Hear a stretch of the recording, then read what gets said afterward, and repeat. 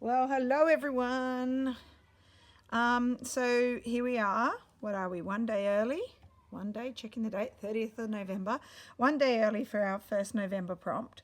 And as I said in our video next week, we will also do our second, sorry, not November prompt, December prompt. And we will also do our second December prompt next week. Now we're doing them early, as I said last week, so that you can get on and get ahead and try to finish off your Christmas journal. Some people might even be wanting to give it to someone for Christmas, but wouldn't it be lovely for people to be able to sit down on Christmas Day or Christmas Eve and see what you've been doing?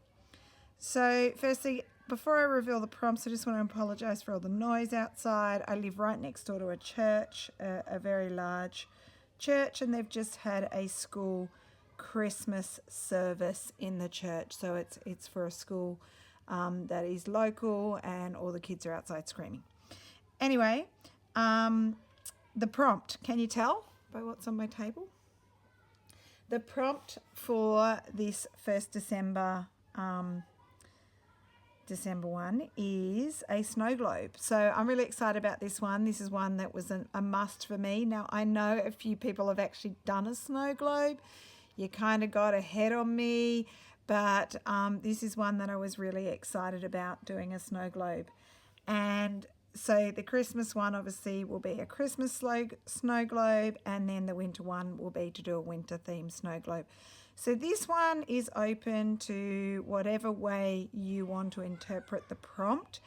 In terms of, there might have been something that you were really excited about coming up for Christmas that we haven't done.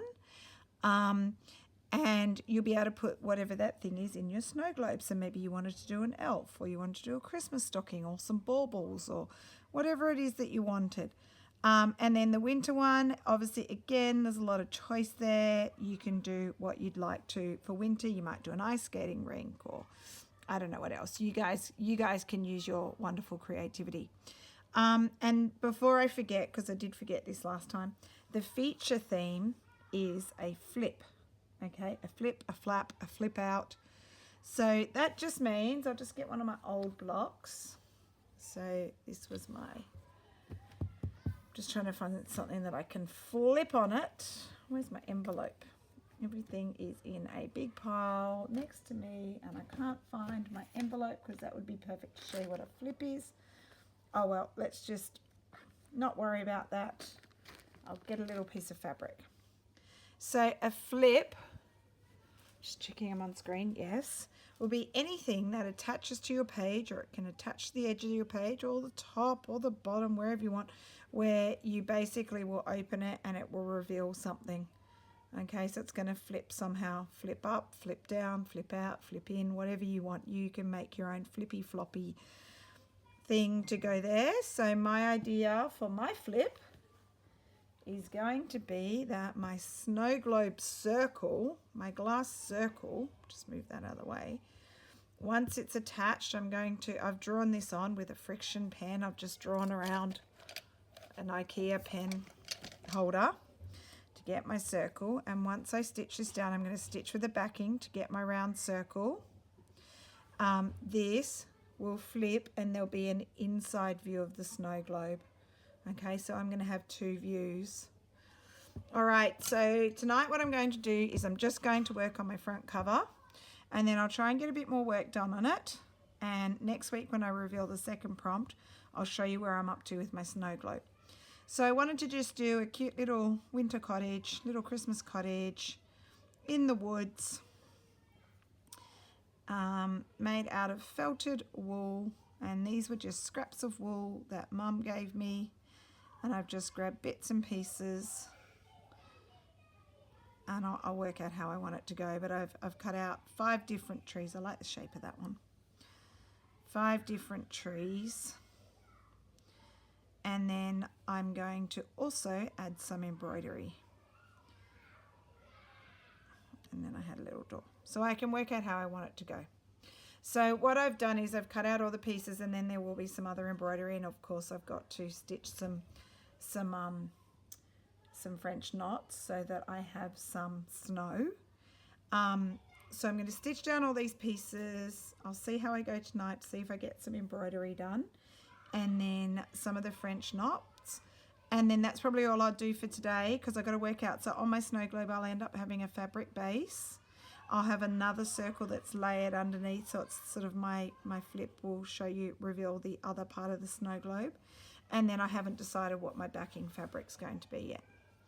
So I've got lots of old threads that I thought goes quite nicely with these colours.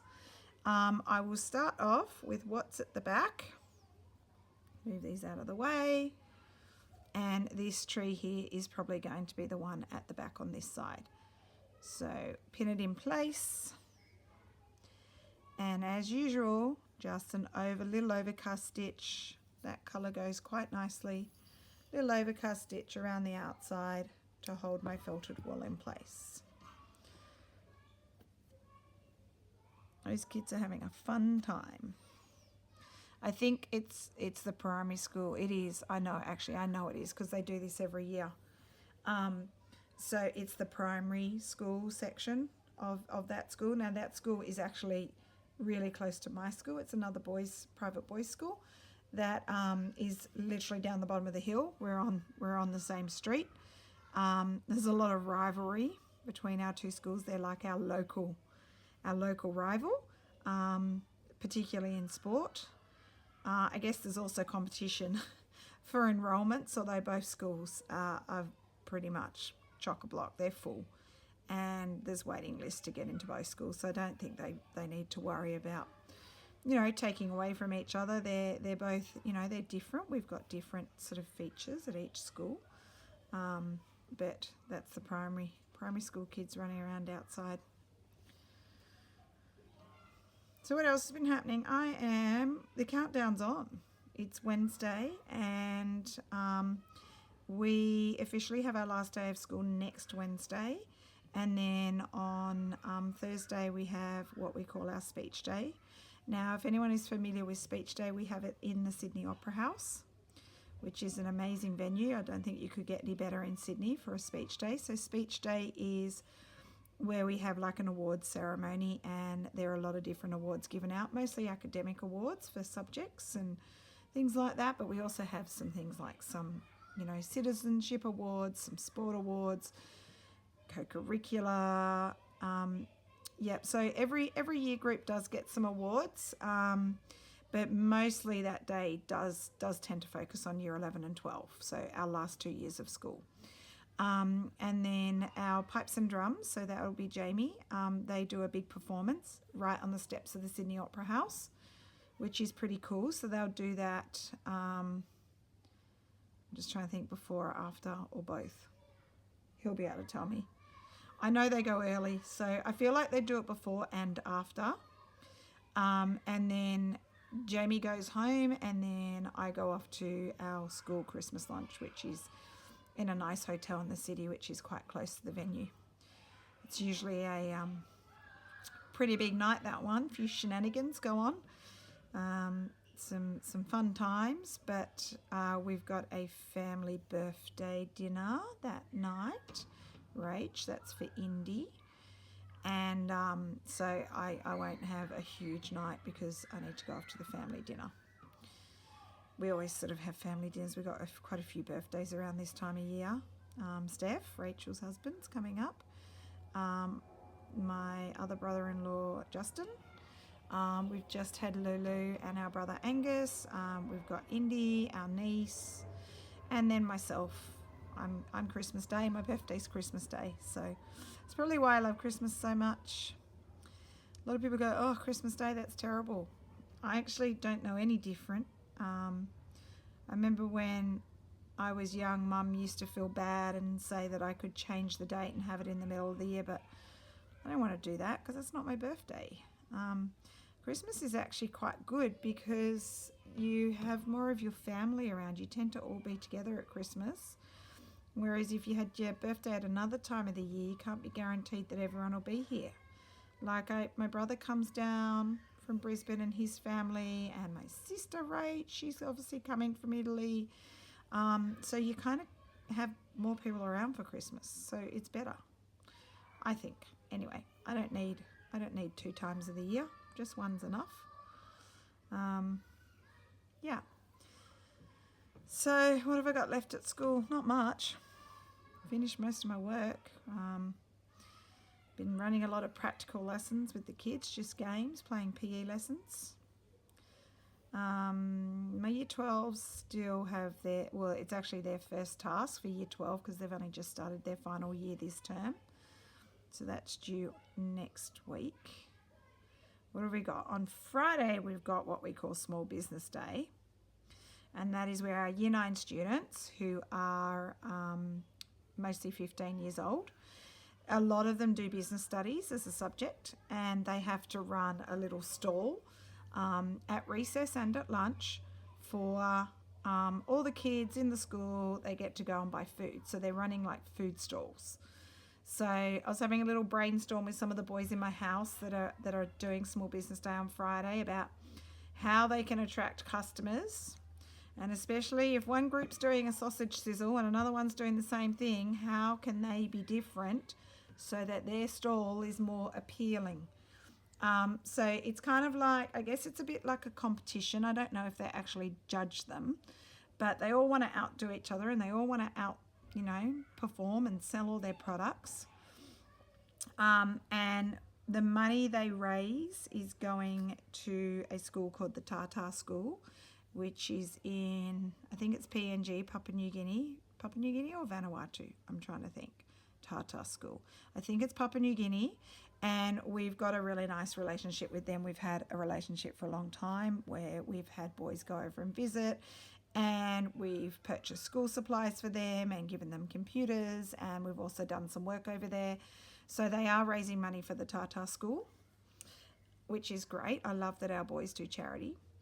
And also on that same day, we have one of our local girls' schools, King Koppel, Rach, you'll know that, are coming to our school to play touch football against I think it'll be against our prefects, our new year 12 boys. So that's Jamie's year group. So that will be going on the oval at lunchtime, and that's going to be a lot of fun. Poor girls, there'll be 20 or 30 odd girls in front of a whole boys' school. That's a little intimidating for them. But it's usually a bit of fun. The girls are usually pretty skillful at touch, but the boys being rugby players are also very good at it, and it's always a good contest. The boys have done the return where they've gone to their school and they play them in netball, which if anyone knows, like Australians, Kiwis, you'll know this. Maybe if you're from England, you'll know it as well. Netball is more so a female sport here in Australia. It's not saying boys don't play. There's definitely mixed netball teams, and potentially I think we even have men's teams, but you don't hear about it much. But it is a very popular sport for females, and that's pretty funny because our boys play in their school kilts. So being a Scottish heritage school, we have a traditional kilt, which is a black watch tartan, and the boys play netball in them, which is hilarious. So a bit of fun at the end of the year. For the most part, everyone's pretty chilled out, easy going. We're almost done. And then speech day is our last activity next Thursday, and then everyone's on holidays, which is exciting. I'm looking forward to some downtime. I've got a lot of Christmas shopping to do. Hopefully get some extra crafting done. I must say, Rach and I have been super excited about the Fleur Woods course. It's amazing. Rach is now watching it for the second time. I'm on my last few modules. I think I've done 7 or 8. I'm up to the last few. And we had a good chat on Skype last night. We've got some great ideas of things we want to do inspired by what we're learning from Fleur, which includes needle punch. Has anyone done needle punch before? I've never done it. And I never realised that with needle punch, I could never think how, for the life of me, needle punch worked, because you put your string through and then you poke your hole through and you get these stitches, and I could never work out how they got secured on the back. Well, I found out they don't get secured on the back. They literally, what have I got? Little tangle. They literally if you pull them, they will come out. So that's interesting. Yeah, my threads come undone. So yeah, that's interesting, but Fleur was saying that you can dab a little bit of glue on. She sometimes dabs a little bit of Mod Podge, things like that. So you can do that if you needed it to be secure, but because Fleur's work tends to be more wall hangings, and often they're things that are hung and then covered, protected by glass in a frame, you know, she doesn't worry about it. But it's amazing how quickly needle punch creates wonderful texture. So I've bought myself a needle punch, one of the adjustable ones, so I can see how it goes. And I think Rach last night was looking at buying one as well. Just so you know, Rach, I jumped onto Etsy, and I've bought some monk's cloth, which is what you use for needle punch, so that when you come, Rach, we can have a play. It's going to be fun. We're looking forward to it. Got a bit of verbal diarrhea today. I've got Rachel's problem. Anyway, so what else? Also, so then last night when we were chatting, we started looking on Pinterest for needle punch projects. I'm not keen on the ones that are just flat and it looks like almost like a tapestry. I don't like that so much. I like the needle punch where they get the texture, so they get the loops up nice and high, or they do like turkey work, so they get the loops high and then they snip them off, so it's like turkey work, because you can just create wonderful dimension with highs and lows, and then you can combine it with some beautiful embroidery as well, a lot of wool embroidery, like chunky wool embroidery.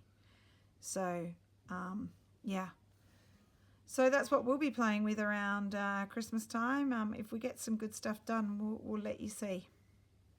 I'd love to do a huge canvas with some kind of sort of florally pretty design in needle punch and embroidery, wool embroidery. So we kind of had a chat about that. Maybe it's something that we do a bit together. Everyone can kind of contribute. We do joint projects sometimes, as you can tell. This is a joint project. I remember one year for Christmas, I think we left it right till the last minute, but we suddenly decided we wanted to paint a Christmas wall hanging, like a huge one.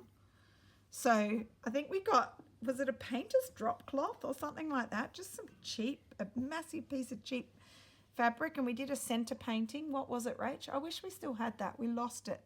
I don't know where it is. Mum probably sold it in a garage sale. She sold everything. And so we had a centre feature, whatever that was, a Christmas tree or something like that, that we painted. And then we divided it up into panels down the side with squares or rectangles, like sections. And even our two brothers painted, did a painting each. I'm pretty sure our younger brother painted Christmas Snoopy. And I think he did a Santa Claus as well. I can't remember. I think even our older brother painted something. And we were kind of finishing it off the night before Christmas Day. That was fun. That was when we used to have a house in the country, actually really close to where Mum lives now. And we used to have our Christmases in the country, which was the best. Now we try to squish into a 2-bedroom apartment, which is fun, in the city. Anyway, I think I've done enough flabbergasting, talking. Bloody blah blah blah. So I might turn off the video now and just do a bit more stitching and come back and show you where I'm at. Okay, I'll see you soon.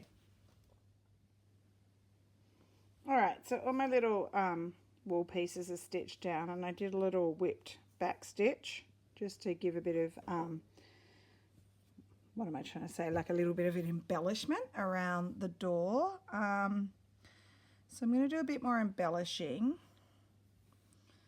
So firstly, I want to do some decorating on the trees by doing some different stitches. So using just a crochet cotton, which is like a creamy colour. I'm just going to do some little straight stitches so it looks like it's little pine needles. Okay. So they'll just be randomly placed.